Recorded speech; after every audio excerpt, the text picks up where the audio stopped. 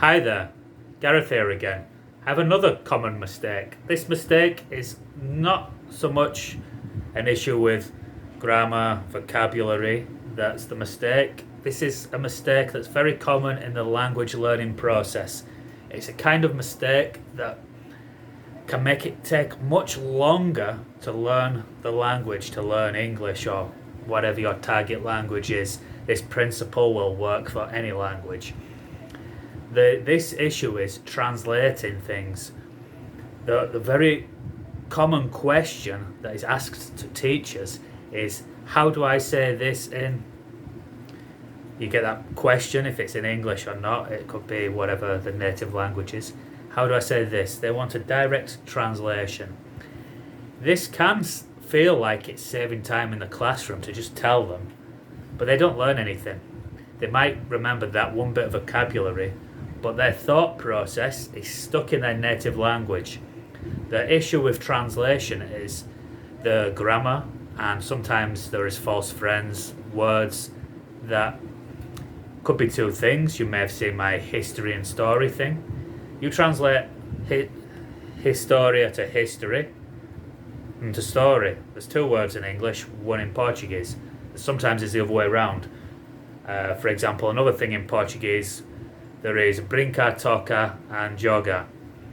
In English, we would just say play, for you could play a guitar or a piano, you could play with your friends outside when you're a child, you could play football or cricket or whatever, rugby, tennis, whatever sport.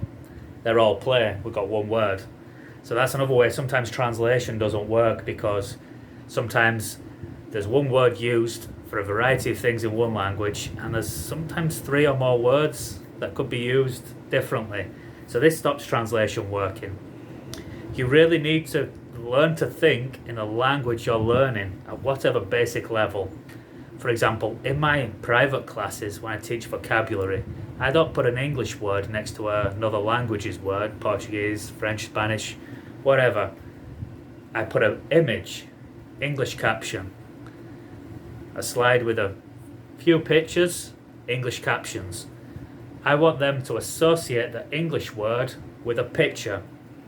And that's why I would always teach vocabulary this way. I only give grammar explanations in English and I put them in context. There's no point teaching the grammar without the context because they don't learn, they're just repeating.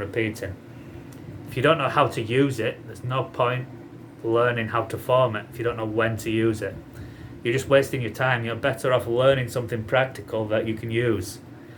Translation is something that can maybe work one or two little things sometimes, but if you just keep translating, throw everything in Google Translate, get it back with mistakes because it does make mistakes, doesn't translate things well. Google Translate doesn't know that data is uncountable. You could get data were out of it rather than data was, which is correct. So Google Translate has mistakes. That's a very common one I see translating things. I don't trust Google Translate. You need to check it's correct after, and that's checking your native language after.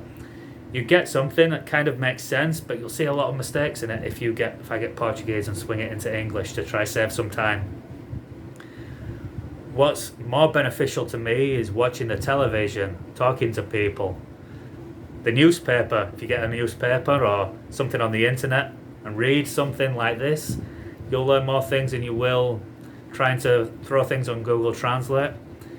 Television's very good because you hear and you see things and there's action, and when you've got the context of what the words mean with an image or some actions and things you see, you remember it this way. It's a lot more practical. I learned Portuguese in a much more practical way than a lot of schools try to teach English. So I do believe you need a practicality to every situation.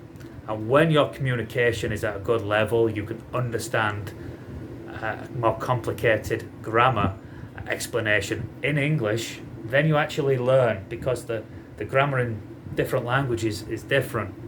So translating and studying grammar of another language in your own language is complicated and you don't learn much from it. It takes a long time and a lot of attempts, a lot of copying to get this.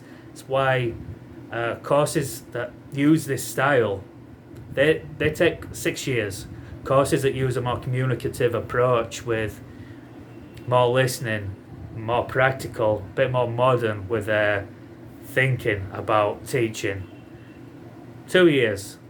And that shows a big difference. Efficiency is very important, and efficiency is one of the main reasons translation as an idea for language learning is terrible. Very inefficient, very rarely works. If it does, you use a lot of effort, and if you made your effort in a different way, you would have been more successful. I hope you found this idea interesting. Opinions of other teachers would be fantastic. Any students who agree, disagree, please put it in the comments. I do like to read and reply to everybody's comments on my videos. Please like and subscribe, share with your friends. I'll see you in another video.